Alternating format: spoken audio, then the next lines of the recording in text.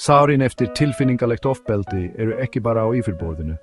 Tilfinningalegt ofbeldi getur verið lúmskt en skelfilegt. Auðmýkingar, hótanir og stjórnunaratferli geta skilið eftir djúp, ósýnileg sár.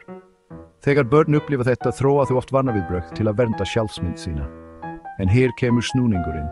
Þessi viðbrögð geta stundum komið fram sem sjálfstýrkandi hegðun. Ímyndið ykkur barn sem stöðugt sagt að það sé einskis virði. Til að takast á við það gæti það farið að trúa því að það sé betra en aðrir. Þetta er ekki hrokki. Þetta er skjöldur gen dýpri sársauka.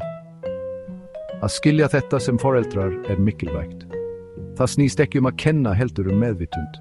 Með því að skapa kærleiksríkt og styðjandi umhverfi getum við hjálpað börnum okkar að byggja upp raunverulegt sjálfsvirði og samkennd. Munið, hvert barn á skilið að finna fyrir því að það sé metið og öruggt. Við skulum brjóta hringrás tilfinningalegs ofbeldis og leiða börnin okkar í átt að heilbrigðari og hamingjusamari framtíð.